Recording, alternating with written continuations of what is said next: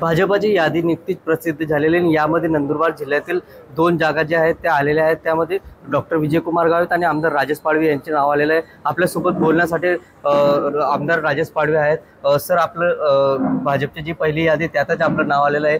पहिली प्रतिक्रिया नेमकं काय राहणार आहे आणि निवडणूक या कशा पद्धतीने होणार आहे आपल्याकडनं?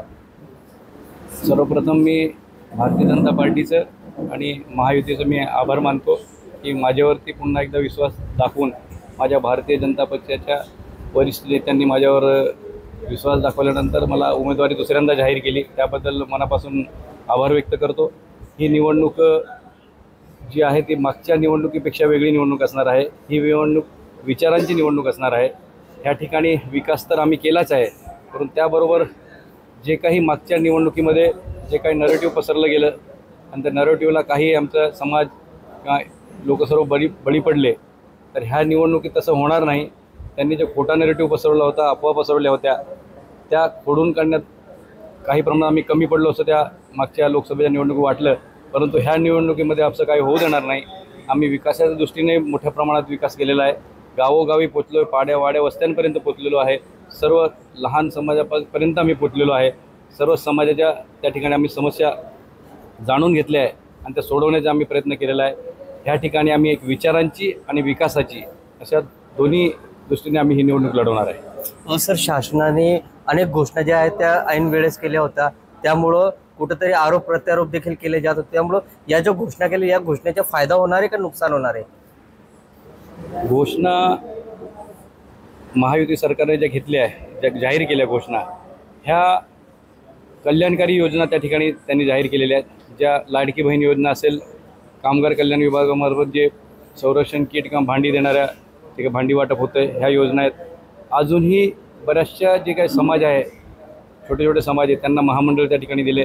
त्या महामंडळामार्फत त्या समाजाचा त्या ठिकाणी उद्धार व्हावा, कल्याण व्हावं, त्यातल्या शिक्षित तरुणांना कुठेतरी नोकरीमध्ये किंवा शिक्षणामध्ये त्यांना सवलती मिळाव्या, ह्या दृष्टीने ते जे काही महामंडळ स्थापन केले, त्याच्यावर नेमणुका देखील केल्या आहे आणि ते प्रभावीपणे व्हाव्या म्हणून ताबडतोब त्या ठिकाणी त्या महामंडळावर चेअरमन वगैरे ह्यांच्या नेमणुका केल्या आहे। ते काही घाई गडबडीत केलेलं नाही आहे। सर्वांगीण विकास, सर्व समाजाचा विकास आणि गतिमान विकास व्हावं असं आमच्या महायुतीचे सरकारचं धोरण आहे। त्यानुसार हे सर्व योजना जाहीर केलेल्या आहे। ह्या योजनांमुळे नक्कीच महायुतीला फायदा होणार आहे असं मला वाटतं। सर, पण नक्की जे धनगर आरक्षण असेल किंवा आदिवासी आरक्षण असेल, आपण सत्ताधारी पक्ष असताना देखील आपण रस्त्यावरती उतरले होते, त्यामुळं आदिवासींचे जे आरक्षण आहे त्याबद्दल आपल्याला काय वाटतं आणि त्याची जी भूमिका राहणार आहे राज्य सरकारची येणाऱ्या काळात ती कशी राहणार आहे? आरक्षणाचा विषय नव्हता। धनगर आरक्षणाबद्दल माननीय सुप्रीम सर्वोच्च न्यायालयाने त्या ठिकाणी जाहीरच केलं होतं की धनगर समाज हा आदिवासी नाही आहे, असं जाहीर केल्यानंतर त्या ठिकाणी पूर्ण विराम लागला त्याला। आमची जी लढाई होती, आम्ही जे सत्ताधारी किंवा महायुती सरकारतर्फे जे काही आम्ही त्या महायुतीमधले आमदार होतो, हे केवळ आणि केवळ आम्ही ज्या अनेक वर्षापासून 17 संवर्गाच्या पेसा भरत्या होत्या त्या झाल्या नव्हत्या आणि आमचे मुलं त्या ठिकाणी त्या भरतीमध्ये निवड होऊन देखील त्यांना नेमणुका मिळत नव्हत्या, म्हणून ते रस्त्यावर उतरले, त्यांनी आंदोलने केले, उपोषणं केले, तरी देखील त्यांना त्या ठिकाणी कुठलाही निवाडा मिळत नव्हता आणि याबाबत सुप्रीम कोर्टात याचिका दाखल आहे।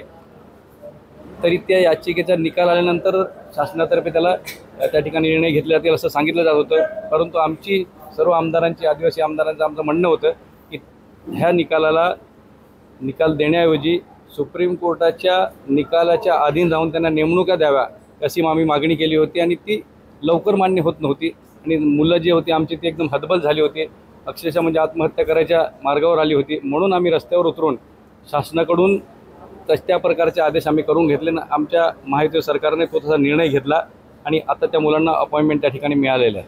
एक शेवटचा प्रश्न आहे, राज्यात पुन्हा महायुतीची सरकार येणार असा आपल्याला विश्वास आहे का? ज्या पद्धतीनं महायुती सरकारनं किंवा महायुतीने गतिमान योजना त्या ठिकाणी राबवल्यात, आमचे आदरणीय मुख्यमंत्री महेश शिंदे साहेब, उपमुख्यमंत्री देवेंद्र फडणवीस साहेब, उपमुख्यमंत्री अजितदादा पवार साहेब ह्यांनी सर्व निर्णय अतिशय गतिमान पद्धतीने ह्या ठिकाणी घेतले। सर्व समाजांना न्याय देण्याचा प्रयत्न केलेला आहे। सर्व क्षेत्रामध्ये कृषी असेल, सिंचन असेल, शिक्षण असेल, आरोग्य असेल, सर्व क्षेत्रामध्ये त्या ठिकाणी निर्णय लवकर घेतले आणि ते प्रत्येक गोरगरिबापर्यंत, दुर्बल घटकापर्यंत पोचले पाहिजे। शेतकऱ्यांसाठी देखील मोठी त्या ठिकाणी किसान सन्मान योजनेमध्ये त्या ठिकाणी मोठ्या प्रमाणात बदल केला. त्या ठिकाणी 6,000 ते 12,000 केले आणि शेतकऱ्यांना येणाऱ्या काळामध्ये म्हणजे 15 महिन्यानंतर त्या ठिकाणी त्यांना सकाळी 6 ते संध्याकाळी 6 वाजेपर्यंत दिवसाची त्या ठिकाणी शेतामध्ये मोफत 7.5 HP पर्यंत मोफत वीज, कुठलंही बिल न आकारता मोफत वीज दिली जाईल असं जाहीर केलेलं आहे. आणि त्यामुळे संपूर्ण बळीराजा सुखावलेला आहे, संपूर्ण शेतकरी सुखावलेले आहेत. आणि ज्या माता भगिनींसाठी आपण लाडकी बहीण योजना असेल, कामगारांसाठी कामगार कल्याण योजना असेल आणि विद्यार्थ्यांसाठी देखील त्या ठिकाणी आम्ही स्टायपेंड सुरू केलेलं आहे, लाडका भाऊ योजना. त्यामुळे नक्कीच ह्या योजनांचा परिणाम होईल आणि महायुती सरकार पुन्हा सत्तेवर येईल असं मला विश्वास आहे. निश्चितच धन्यवाद. महायुतीचे सरकार पुन्हा राज्यात येणार आहे आणि राज्य सरकारने कल्याणकारी योजना ज्या आहेत त्या प्रभावीपणे राबवल्या आहेत. त्यामुळे याचा फायदा जो आहे तो येणाऱ्या काळामध्ये महायुती सरकारला होताना दिसणार आहे. जितेंद्र भाईसाने, TV9 मराठी, शहादा.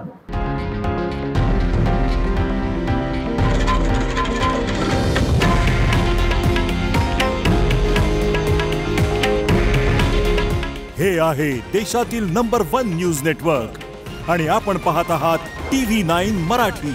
काळजी तुमची, हित महाराष्ट्राचं.